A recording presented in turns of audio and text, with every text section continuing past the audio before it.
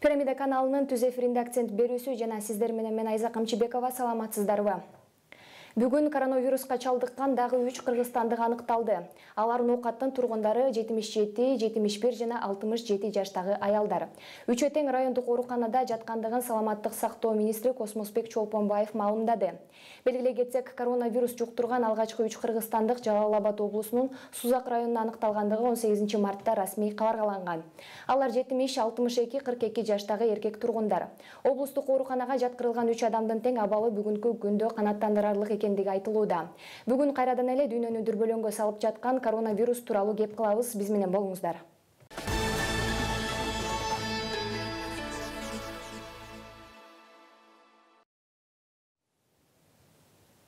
Адаттагыдай эфирибиз түз алынып берилип жатат. Эгерде темага байланыштуу кандайдыр бир суроолоруңуздар болсо, 59 20 55 номеру аркылуу байланышка чыгып, кызыккан суроолоруңуздарга жооп алсаңыздар болот. Шаарыбыздын коду 0312. Бүгүн биздин студияда конокто өзгөчө кырдаалдар министринин орун басары Акматов Калыс Орозбекович, Саламаттык сактоо министринин алдын алуу медицинасы илимий борборунун директорунун орун басары Садырбеков Кубат Каныбекович. Саламатсыздарбы? Дагы бир жолу студиябызга кош келипсиздер. Мына бүгүн ноокатта дагы өзгөчө абал жарыяланды. Ошто бүгүндөн тарта коомдук транспорт токтоду иши. Анан негизи эле киргизилген өзгөчө кырдаалда эмне кылуу керек? Саламатсыздарбы? Биринчиден биздин телекөрүүчүлөр. Эми өзгөчө кырдаалдар киргизүүдө атайын өздөрүнүн шарттары бар. Бүгүнкү күндө биз өзүңүздөргө маалым болгондой, өзүңүздөр жогоруда айтып кеткендей, Сузак районунда жана Жалал Абад облусунун Сузак районунда жана Ош облусунун Ноокат районунда режим, өзгөчө кырдаал режими киргизилди. Буга шарттардын баары туура келет.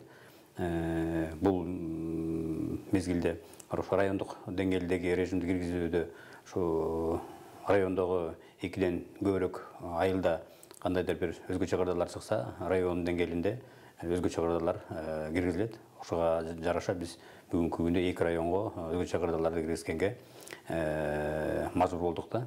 Өзгөчө кырдаал мезгилинде бүгүнкү күндө ошо коронавируска байланыштуу райондо айылдарда карын катташтардын баары азаят. Транспорттук түрдөгү техникалар жана жарандардын жүрүүлөрүнө кандайдыр бир тыюулар салынып баштайт. Той тополоңдор өткөрүү, массалык жана кандай бир культурный масса мероприятиялар өткөрүүлөрүнүн баарына тыюу салынат. Ошол райондордо андан тышкары жана кандай санобработка кылуу, дезинфекция кылуу, личный гигиенаны сактоо боюнча дагы бир топ иштерди уюштурат. Жана кандай ошондой эле ооруга чалдыккандарды жана ооруп калгандардын баарын изилдөө, аларды өз убагында обсервацияга жаткызуу, карантинге жаткызуу, кээ бир жерлерге толук камдоо карантин условиясын киргизүү шарттары бүгүнкү күндө аткарылышы керек да. Өзүңүздөр жакшы билесиздер, бул оорунун илдети аябай бат өнүгүп, дүйнөнү өзүңүздөр айтмакчы дүрбөлөңгө салып аткан азыр мезгил. Эгерде жанагы штаб ушунчалык мындай жогорку деңгээлде иштебесе, мен ойлойм, ошо коронавирус бизге 1 ай мурун, 1,5 ай мурун келипмек да. Биз дагы ушундай убакытты үнөмдөп алдык десек, мен жаңылышпаймын. Бүгүндө бизге ошо коронавирус боюнча республика боюнча толук камдуу иштерди жүргүзүүгө жана ошо оор абалдан чыгып кеткенге биздин толук мүмкүнчүлүгүбүз бар десем жаңылышпайм. Рахмат. Айтсаңыз, Калыс Орозбекович, негизи эле өзгөчө кырдаалдарды жарыялоодо биз мыйзам боюнча 3-5 түргө бөлүп карай турбайбызбы? Анан азыркы учурда абал кандай, кайсы түрүндө? Бүгүнкү акыбал райондук деңгээлде жүрүп жатат. Бирок өзүңүздөр жакшы билесиңер, биздин жарандар да аябай жакшы билип калды. Анткени өзгөчө кырдаалдар билесиздер көбүрөөк болот. Ошого байланыштуу райондук деңгээлде кандай учурда, облустук деңгээлде кандай учурда кирерин биздин жарандар жакшы билет. Мен жанагыда айтып кеткендей, эгерде райондук өзгөчө кырдаал кирсе, бул райондо 2ден өйдө айылдар кириш керек. Областык деңгээлде болсо, ошо областтын ичиндеги 2 райондон ашыгыраак жерде өзгөчө кырдаалдар катталыш керек. Ошондо областтык деңгээлде болот.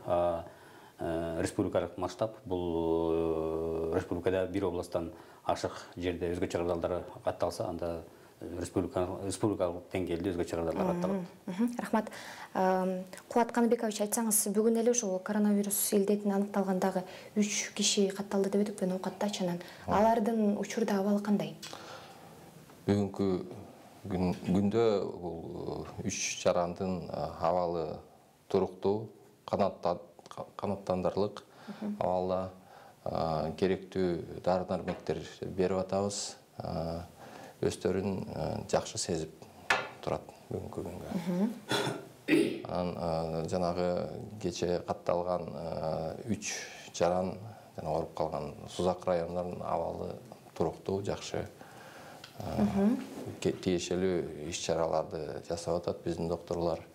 Ошол эки жанагы биздин дарыканада. Анан жалпы айтып кетсем, бүт дүйнө боюнча аябай татаал абал болуп атат. Анткени бүгүнкү күндө 253 миңге жакын жанагы учур пайда болуп атат да бүт дүйнө боюнча. Анын ичинде жанагы Кытай, бирок Кытайда жанагы бул оору түшүп атат да, түшүп атат. Тилекке каршы жана Европанын өнүккөн мамлекеттери Италия, Германия, Испания, Норвегия деген өлкөлөрдө бул илдет аябай өсүп атат. Анын арасында ооругандар көп катталып атат. Тилекке каршы жана айтып кеткендей, биздин Кыргызстанда 6 бүгүнкү күндө оорулар бар. Обсервацияда бүгүнкү күндө 250 киши жатат. Алардын ошо бүт көзөмөлдө, ден соолугу көзөмөлдө турат. Керектүү чаралар жасалып жатат. Рахмат. Учурда обсервациядагы абал тууралуу маалымат берип өтсөңүз. Эми обсервация боюнча бүгүнкү күндө даярдыгы жаман эмес, жакшы. Бирок аябай телегебиз тегиз баардык жерде телегебиз тегиздигинен алысмын. Кээ бир жерлерде анча кемчиликтер бар, бирок күн өткөн сайын ошолорду жакшыртканга биздин мүмкүнчүлүгүбүз жетип атат да. Эми бүгүнкү күндө республика боюнча 2316 койка даяр. Анын ичинен 504-ü ошо саламаттык сактоо министрлигине тиешелүү, калгандардын баары ошо өзгөчө кырдаал министрлигине, анан военный госпитальда ушундай обсервация зоналары каралган. Бүгүнкү күндө ошо баардык жерлерде айтып кеткендей, кесиптешим айтып кеткендей, ошо 650-ге жакын киши дарыланып обсервацияда турат, обсервацияда карантинде. Андан тышкары бүгүнкү күндө ошо 2200-дөн ашык киши ошо карантинден өтүп, үйдөгү карантинден өтүшкөн да. Бүгүнкү күндө ошо место койкалардын баары мен ойлойм жетиштүү деп. Бизде түз эфирде байланыш бар. Саламатсызбы? Сиз түз эфирде сурооңузду бере берсеңиз болот. Алло, саламатсыздарбы? Саламатсызбы? Биз сизди угуп жатабыз. Менин суроом мындайда, эми ошо айтып атпайсыздарбы, силер анализ жүргүздүңөрбү? Бул уже канча 3 айдан бери болуп аткан ооруда ошо пик канча катта болот? Анан эмне үчүн Кытайда болду? Буга эмне кылыш керек? Кандай чаралар көрүлөт? Рахмат, сурооңузга. Ооба, бул оору боюнча, коронавирус боюнча анализ жүргүзүп, мисалы Кытайда бул 1 айдын ичинде болду да, бул оору 1 айдын ичинде ошол пик болуп түшүп кетти. Биз деле ойлоп атабыз, ошо 1 айдын 1,5 ай ичинде бул оору ылдый түшүп кетет деп ишеничтебиз. Рахмат, бизде кайрадан байланыш бар. Сизди угуп жатабыз.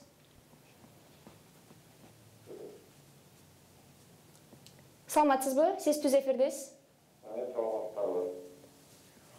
Менде мындай суроо бар эле, жанагы ооба, мынау өлкөлөрдү категорияга бөлүп, 1-чи, 2-чи, 3-чү кылып бөлбөдүк. Ошол 3-чү категориядан келгенде деле мына Арабиядан келгендерди мына обсерваторияга жаткырбай, обсерватория баягы тепловизор менен текшерип киргизип атат да, түшүнүктүү өнүккөн өлкөлөр жаткырып баардыгын дарылап тамактарын бере албайт. Жок дегенде ошол келген Арабиядан келгендердин үйлөрүнө бирден участковый милиция коюп туруп, кудай кылбагыла, үйдөн чыкпагыла деп ушунун текшерүүсүн алып жолдор бар беле. Эми бизде колтону бар да, кудай кылып бергендер бар. biz tanıştıkında kucaklaşıp kançadan bölüştü. Kırmızı mentaliteti bilesiniz de. Şuna bir Abdullah oylanma öyle şuna ayttılar. Рахмат сурооңузга. Эми бул биздин бүгүнкү күндө 3 эмес, 3 категория эмес, 19-марттан баштап 2 категория кылдык. Биринчи категорияга жанагы айтып кеткендей эпидемиологиялык абал аябай курч болуп турган мамлекеттер кирип кетет. Бул жанагы Европанын мамлекеттери, Кытай кирип кетет. Анан экинчи категория калган мамлекеттер. Жанагы бир учур пайда болсо, ошол мамлекетти экинчи категорияга киргиздик да. Биринчи категория айтып кеткендей эле жанагы обсервацияга эмеге жана бейтапканаларга обсервация кылабыз да, биринчи категориянын жарандары. Экинчи категорияда жарандарды биз жанагы үйүнөн жанагы көзөмөлдөгө, медициналык көзөмөлдө 14 күн көзөмөлдөйбүз. Рахмат, бизде байланыш бар. Сизди угуп жатабыз. Андан жооп жоопулансак. Сурооңузду бере берсеңиз болот. Ооба.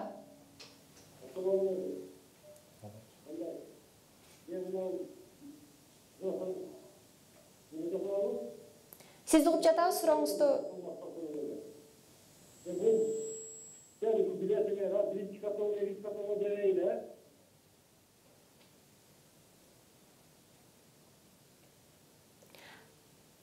Байланыш үзүлүп кетти окшойт. Анда жанакы суроону турдайлы. Эстесин мен толуктап кетейин. Бүгүнкү күндө жана өздөрүм Латиним айткандай эле бүгүнкү кечетен баштап эки эле категория бөлүнүп калды. Айтып кетпедим, буга чейин тиги шарт болгон жок беле жанакы домашний обсервацияда турган, көзөмөлдө тургандарга жанакындай кайтарууну ошо врачтар тараптан башка менен көзөмөлдөө жок беле деп ошо көзөмөл болгон үчүн жанакы температура чыккан кишилерди тез абалда ооруканага алып келип атышпайбы. Буга чейин дагы атайын ушундай шарттар каралганда домашний обсервацияда турганды баары көзөмөлдө участковыйда, СЦМде баардык тараптан көзөмөлдө турган болчу да. Эми биз дагы мындай башчылыктан өтпөгөндө биз дагы ошо ВОЗдун требованиясы негизинде ушундай категорияларга бөлүп иштерди алып барып аткан болчу. Эми тилекке каршы бизге деле жанакындай оору кирип кетти. Эми берден эч кимдин деле күнөөсү жок. Анткени умурада дагы ошо жана чыгып атканда дагы аларда бир топ мындай талаптарын баары өтүшкөн экен, бирок кандайдыр бир жол менен бияка өтүп кетти. Биякта сен күнөөлүү, мен күнөөлүү, тиякта туура болбойт, бул жерде туура болбойт дегенде мен алыспын да. Андан тышкары жанакы бизде кайрадан Кытайдагы спатты айтып атпайбы, биякта ошо алардагы калк канчалык көп болсо да ошончо катуу тартип менен иштерди туура алып баргандыгы үчүн мына 2 ай ичинде ушундай чоң ишти аткарышып, бүгүнкү күндө ошо коронавирус мына жокко себеп болуп атат деген маалымат берип атты. Андан тышкары дагы ошо Япония эли дагы эң жакшы иштерди жүргүзүп, бүгүн үлгүлүү иштерди жүргүзүп, элдин балына кандай иштерди алып барыш керек экенин өздөрүнүн тажрыйбалары менен бөлүшүп атышат. Сөзүңүз каралжы. Бизде кайрадан байланыш бар. Сурооңузду бере берсеңиз болот. Алло. Саламатсызбы? Саламатсызбы. Сурооңузду угуп жатабыз. Мен суроону өзгөчө кырдаалга беребиз эле. Ушу Кыргызстан кичинек болуп, кандай болуп Сузак району менен ноокатка кирип кеткенде бизге кызык болуп атат да. Рахмат. Жооп берейинби? Куатка тийсе мен жооп берип кетейин. Эми бул жана азыр эле айтып кетпедимби? Биз ушу умурага барып келген кишилер дагы бир топ эле текшерүүлөрдөн ошо чыгып аткан өлкөдөн 2 жума мурун, 1 жума мурун текшерилгендер бар экен да. Барып бүт талаптарын баарын өтүп келген экендер. Анан бияктан дагы буга чейин Арабия өлкөсү бизде 3-чү категорияда болчу. Биздин талап боюнча алар ошо текшерүүдөн өтүп эле үй карантинде биздин СЦМдин жана участкалардын көзөмөлүндө болуш керек болчу да. Но бирок жана тилекке каршы ушундай алардын инкубационный периоду 14 күн, 24 күнгө чейин экен. Ошого байланыштуу ошо температура болуп, мындай коронавирустун оорусу илдети чыгып калды да. Мен да башылып кетейин. Ошол жанагы инкубационный периодтан да жанагы бир топ чектөө чараларды өткөндөн кийин дагы бул биздин жарандар ооруп калганына байланыштуу ошол биз ойлойбуз бул оору аябай татаал да. Татаал жанагы вирус жанагы өзүнүн формасын жоготуп башка формага өтүп кетти да. Мутация болуп кетти. Ошол жанагы биздин жарандар ооруп бияктан араядан жакшы болуп келип, бизде ооруп калган ошол жана инкубационный период деп коет. Ошого жараша ошол малга келип калды деп ойлойбуз да. Ага, айтсаңыз, сиз штабтын дагы мүчөсү экенсиз. Негизи штабта кандай иштер аткарылып жатат? Штабта жанагы Калыс мырза айтып кеткендей, 28 январдан баштап өкмөттүн токтомунун негизинде биз ушул жанагы штаб ачып, саламаттык сактоо министрлигинин штабын ачып, ошо чектөө иштерди күчөтө баштадык. Анан кийин жанагы чек араларда санитардык карантиндик пункттарды ачып, өзгөчө кырдаал министрлиги менен жана башка мамлекеттик органдар менен биргелешип көп иштерди жасадык да. Ошого ылайык биз канча 1,5 ай кармадык жакшы эле. Анан кийин бул акыркы күндөрү жанагы вирус кирип кетти. Бирок бүгүнкү күнгө эпидемиологиялык абал туруктуу. Жанагы ооруп калган жарандар изоляцияда, бүт абалдар туруктуу бүгүнкү күндө. Ошол үчүн бүгүнкү күндө жанагы чектөө чаралары күчөтүп атабыз. Жана айтып кеткендей карантин болуп атат. Жанагы чет өлкөлүк жарандарды убактылуу киргизбөө биздин чек арага. Ошонун баардыгы ушул абалга алып келет деп ойлойм, жакшы абалга. Анткени бул жанагы чектөө эрежелери, чектөө чаралары эффективдүү деп бүгүнкү күндө аябай жанагы мамлекеттер айтып атат, Кытай мамлекеттери. Эгерде ошо чектөө чараларын туура колдонуп, туура түшүнүп, иш-чараларды алып барсак, мен ойлойм бул ооруну биз да жеңебиз. Бул боюнча дагы деген кесиптешчилик менен кошуп салып кетейин.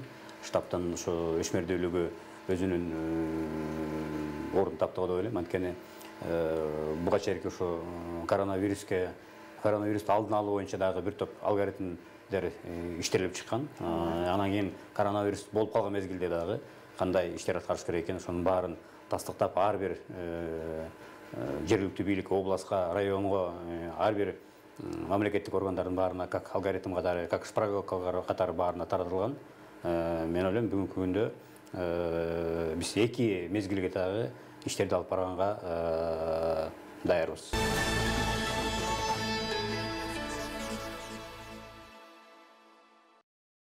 Түз эфирде акцент берүүсү биз коронавирус тууралуу сөз кылып жатабыз. Бизде бүгүн конокто өзгөчө кырдаалдар министринин орун басары Ахматов Калыс Орозбекович жана Саламаттык сактоо министрлигинин алдын алуу медицинасы илимий борборунун директорунун орун басары Садырбеков Кубат Каныбекович.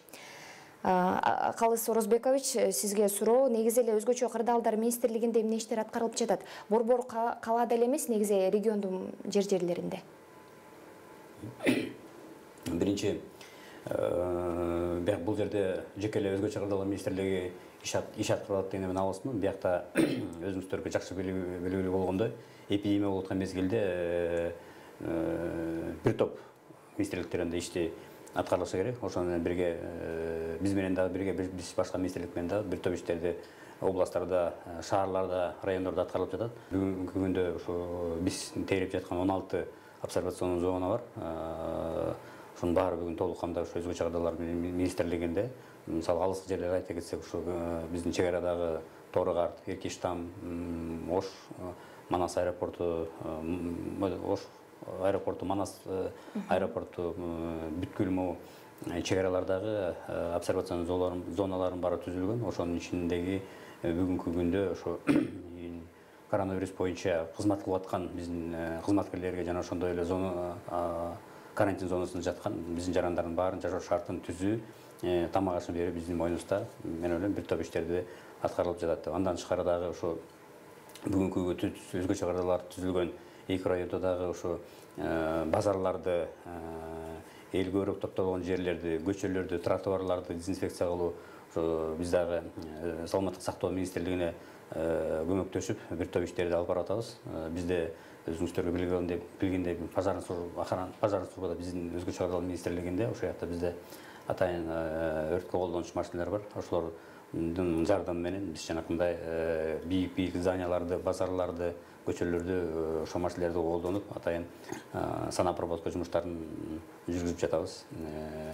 Кудай буюрса эртең бүрсүндөн баштап биз дагы бардык областтарда, райондордо жалпы бир мезгилде ушундай иштерди обсервационный период, то есть инкубационный период деп коет, ошого чейин бир 20 күндүн тегерегинде ушундай иштерди жүргүзгөнгө толук камдуу даярбыз да.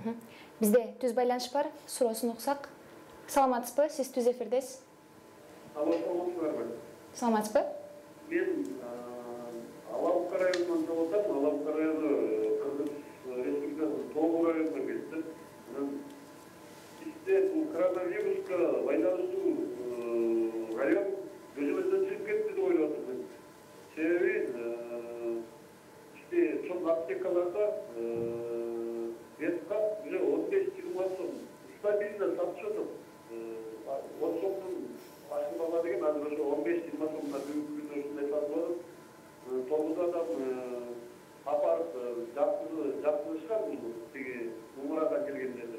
Ошол себептен райондун акими деле көз жумуп, бардык органдар баары көз жумушуп атат. Бул жанагачы мен бүгүн көрдүм, чогуу аптекада 15-20 сомдун тегерегинде сатып алып. Өлчөпсүз бир адам 100 адам алып чыгып кетти. Негизи управлениеден чыгып кетти алып району. Мен акимчиликке дагы сотрудниктердин баары көчөдө жүрөт. Бирөөсү дагы мындай көңүлдүү эч ким жок. Биз кайдык. Ошол бир көзөмөлгө салып берилет, сурап силерден. Пока биз дагы мурада барып келгенде 9 адам барып жатат азыр. Рахмат, сурооңуз түшүнүктүү. Бул суроого бата көзүнөн тең жооп берип коелу. Биринчиден бул жараныбыз Алабака районунун кароосуз калды дегенден мен алысмын. Аякта дагы тиешелүү кызматкерлер өз жумуштарын жүргүзүп жатат. Жана айтып кеткендей ошо коронавирустун алдын алуу боюнча жана коронавирус болуп кеткенде дагы эми Алабака районунда жанакындай болбогон себептен бир баары мындай тынч абалда жүрүп атат. Бирок жанакындай умурадан келген бир шектүү адамдардын баарын ошо каралып текшерилип атат. Мунун баары бүгүнкү күндө ошо маалыматта где-то Алабака районунда 100дөн ашык кишинин баарын текшерип көрүшкөн. Маалыматыбызга караганда температура болуп калгандар болгон, мындай болуп калгандар болгон, жөн эле коронавируска тиешеси жок болсо деле ошо чалуулар болгон, эмелер болгон. Бирок ошонун баарын биздин кызматкерлер, саламаттык сактоо кызматкерлеринин баары карап, тастыктап, жөнөкөй эле температура экенин, мындай ооруп экенин баарын аныкталып, бүгүнкү күндө коронавирус боюнча бир дагы Алабака районунан маалымат келип түшө элек. Бир аздан кийин улантсак, сиздин жоогуңузду бизде кайрадан түз байланыш бар экен. Сизди угуп жатабыз. Саламатсызбы? Сурооңузду угуп жатабыз. Мен ош шаарынан чалып жаттым эле. Угуп атабыз. Саламаттык сактоо боюнча бардык маскалар, дары-дармек баары жетишти. Мен 3-4 күндөн бери ушул шаар боюнча кыдырып чыктым. Бир маска таба албай, бүгүн бир жерден таптым. 20 сомдон бир штук бар экен. Мага атайын коюп койгондой болчу. Бул бир. Анан пирожныйдын дагы бактык. Ардизол деп алдын ала жанагы дагы аскарбиналарды алдын ала камераларды алып койгула деп врачтар кичине бизге эсиктип кеттилер, өзүбүздүн семейный врачтарыбыз. Ал дарылардан бир аскарбика жөнүлгөн, ардизол деген дары эч жок да, кыскасы дары-дармек эч жок. Анан азыр биз баардыгына да алдын ала баардык чараларды дары-дармек жетиштүү деп атышат. Мен ошол эле айтайын дегенмин. Анан биз Ош базарында соода кылабыз да. Анан бүгүн шаардагы базарларды толук жапты да. Анан биздин бир эмес 2 кредит алган немелерибиз бар. Кредит алганбыз. Ошол кредит тууралуу биздин маселелерибизди чечип бере турган ошо чоңураак биздин министрликтарга жетсе бизге бир түшүнүк берип телевидениеден ушу түз бир чечим чыгарып берет экен дедик да. Кайсы биздин Кыргызстан боюнча кредит алгандардын саны менимче бир 90%. Onunca jaranglar alatda verilmiş masalesi ne olur? Rahmat. Bir açıkçası bıraktı. Ben şu sizge sorumda. Рахмат, сурооңуз түшүнүктүү. Агай, сиз жооп бересиз ба? Жана аптека боюнча айтып кетейин, жана 10 сомдон кымбатыраак сатып атат атпай биздин департамент лекарственного обеспечения деп коет, ошолор азыр көзөмөлгө алат, ошо алып райондогу аптекаларды 10 сомдон ашык сатпаш керек да бүгүнкү. Эгерде ал аптекаларын сатса, то жана антимонопольное госагентство антимонопольное регулирование деген аларда өзүнүн көзөмөлүндө кармап турат. Эгерде жанагы ишкерлер анан 10 сомдон кымбатыраак сатса, тиешелүү чаралар көрөт деп ойлойм. Анан жалпы маска боюнча бүгүнкү күндө Бишкекте жана Ошто жеке ишкерлер масканы өндүрүп атат да. Күнүнө бир 10 миңге жакын маска өндүрүлүп атат. Жана ири аптекалардан тапсаңар болот. Кайрадан бизде байланыш бар. Сизди угуп жатабыз. Сурооңузду берсеңиз болот. Алло. Саламатсызбы? Сиз түз эфирдесиз. Сурооңузду угуп атабыз. Кыска жана нуска берсеңиз. Саламатсызбы, Замайлана? Мен суроо берейин дедим беле. Мынау азыр тиги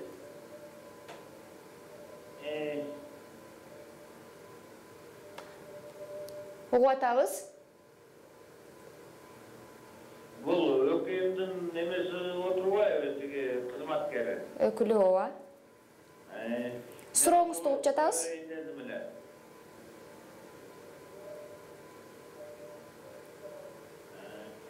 Бул жаңырып атат, жото мен ошон үчүн токтоп деме берип атам да суроо берип атам. Сыналгынын үнүн азайтып алсаңыз, жакшы угасыз. Сурооңузду угуп атабыз. Мен мындай суроо берейин дедим айлана. Сен деген эме баягы военизированный болуп көрүп калгансың да. Мага суроом мындай да, мен суроом мындай.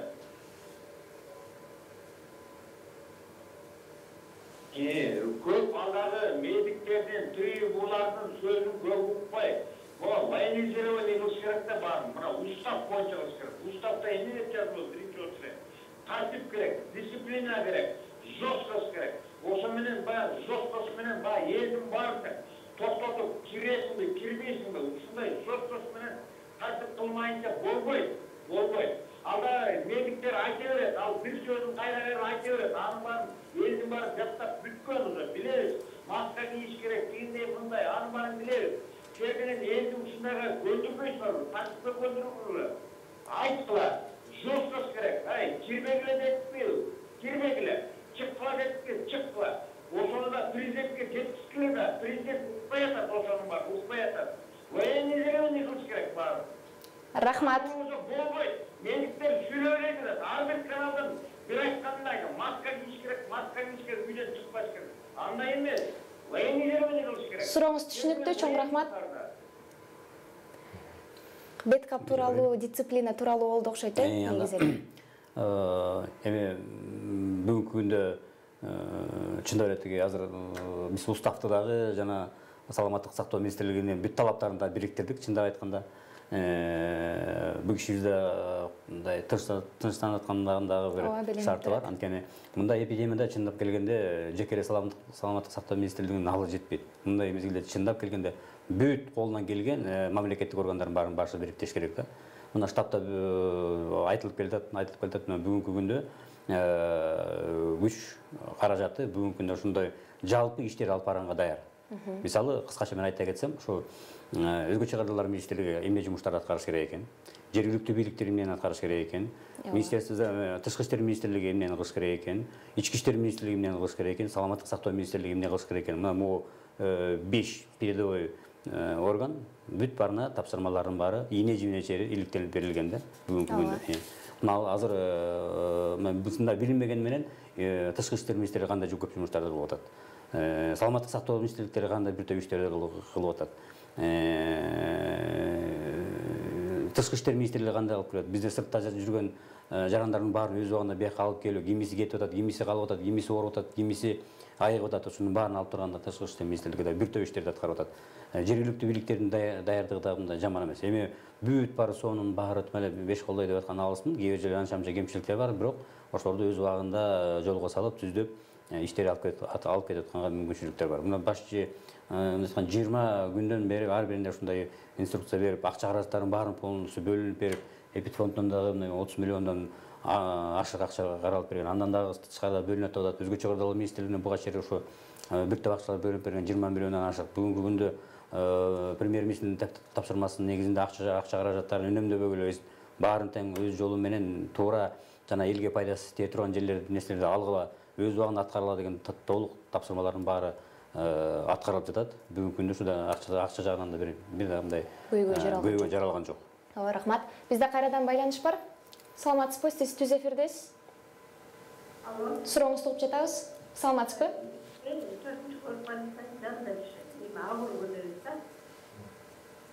Ağırgöde yaşayız. 4. Gorbaniston'a barsak biz dağı betkap yok. Рахмат. Катай сиз жооп бересизби бул суроого? Кайрадан эле беткап тууралуу. Беткапты колдонуучу боюнча бир айтып коеюн, эгерде силер ооруп калсаңар, жана сасык тумоо менен грипп, ОРВИ деп коет го, ошолордон оорусаңар эле кийсеңер болот да, тегеректеги адамдарды жуктурбаш үчүн да. А мындай бүткүл дүйнөлүк саламаттык сактоо уюму эметип сунуш кылат, ошол убакытта эле колдонуш керек беткапты. Больницага барганда биз жанагы беткапсыз эле жүрсөк болот. Эгерде больницада жанагындай карантин болсо, ошондо беткапты колдонуш керек. Ошол. Рахмат. Бизде кайрадан түз эфирде байланыш. Сурооңузду угуп жатабыз. Саламатсызбы? Саламатчылык. Сиз түз эфирде сурооңузду угуп жатабыз. Мен Баткен областындын чалып атам. Мынау биринчи категория, экинчи категория деп айтып атат. Ошону чиптен келген баардык жарандарда 14 күн тапшырмача алуу мүмкүнчүлүгү жок. Рахмат. Ал кишилерди 14 күнгө обсервация андай эмелерге мамлекеттик бейтапканаларга алганга кажети жок да. Анткени өзүнүн немелери бар, требованиялары бар. Эгерде бул өлкөдө абал аябай курч болсо, ошондо гана биз бейтапканаларды обсервацияга алабыз да. Эгерде андай эпидемиологиялык абал туруктуу болсо, ошол маалда биз үйдөгү обсервацияга алабыз. Рахмат. Бизде кайрадан түз эфирде байланыш. Саламатсызбы? Сурооңузду угуп жатабыз.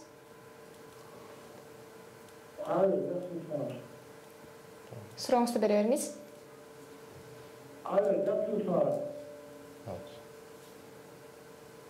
Саламатсызбы? Сурооңуз узата берсеңиз болот. Байланыш үзүлүп кетти. Анда негизи эле убактылуу обсервациялоо пункттарында жанакы кээ бир маалыматтарга ылайык көзөмөлдөөдөн дагы чыгарылган адамдар бар деп атышат да. А негизи эле жалпы бул чалууларда да айтып жатышпайбы, ушул коронавируска чалдыккан адамдар менен катташкан адамдар, байланышкан адамдар тууралуучу. Негизи алар боюнча азыркы учурда кандай маалымат бар? Аларда анализ тапшырып, тест тапшырып жатышабы? Обсервацияга жаткан адам тест тапшырат. Башында биринчи күнү тапшырылат, анан уже 14-чү күнү чыгарып атканда да. Анан ошол тесттер жанагындай отрицательный болгондо эле биз ал ишини чыгарып коебуз да, обсервациядан абал туруктуу, ден соолук жакшы деп туруп.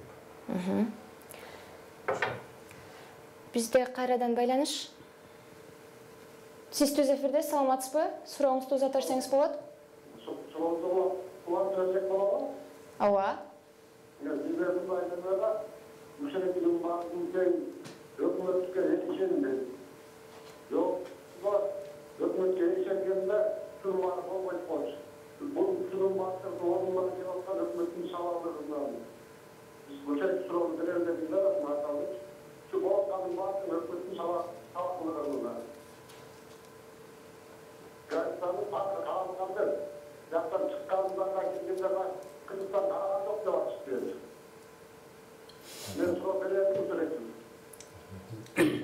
Усат болса. Рахмат. Эми бул бүткүл дүйнөдө болуп аткан жашоо шарт болуп атпайбы? Анан өзүңүздөр байкап көрсөңөр, өнүккөн өлкөлөр дагы буга каршы тура албай, бүгүнкү күндө миңдеген кишилер каза болуп атпайбы? Ошол эле Кытай, ошол эле Америка, ошол эле Европа канча тажрыйба залары чоңдордун бар. Эми баягы урушчат эч кимдин кепилдиги жок экен.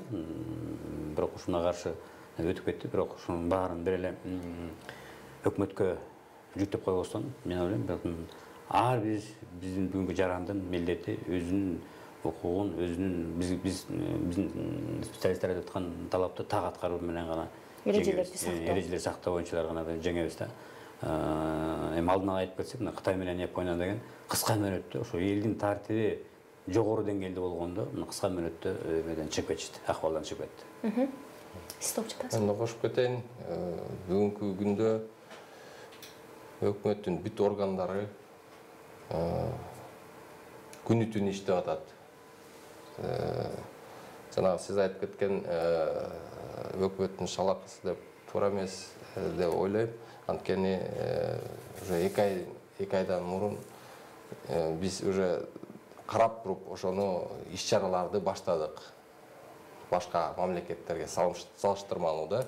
Ошо ылайык биз бул 2 айдан кийин уже бул эмелер жанагы коронавирус кирип кеттик деп айтсак болот да. Ошону биз биргелешип жасаган чаралардын негизинде 2 ай туруктуу болду да абал. Эми 6 оору бар. Ал деле бүгүнкү күндө изоляция болуп турат, карантинизация. Ошол бүт керектүү иш-чараларды биздин өкмөттүн органдары жасап атат. Мен да кошумчалап кетейин. Эми ошо биз коронавирус бизге кирип кетти деп эле колду жайып эле кайгыга батып эле калыш бул туура эмес. Мен жакшы билем, биздин эл эрки күчтүү. Мындан дагы оор абалдарды биз ушундай акыбалдан элдин колдоосу менен, элдин бекемдүүлүгү менен, биримдиги менен биз чыгып кеткенбиз. Бул коронавирустан биз жакын арадан чыгабыз. Мен бекем айтып кетишим керек. Анткени коронавирус биздин башыбыздан өткөн кыйынчылыктар коронавирустан алдында мындайча айтканда кичинекей нерсе деп айтып кетсек болот. Анан эрежелери булар оңой эле экен. Учурдан пайдаланып айта кетейин.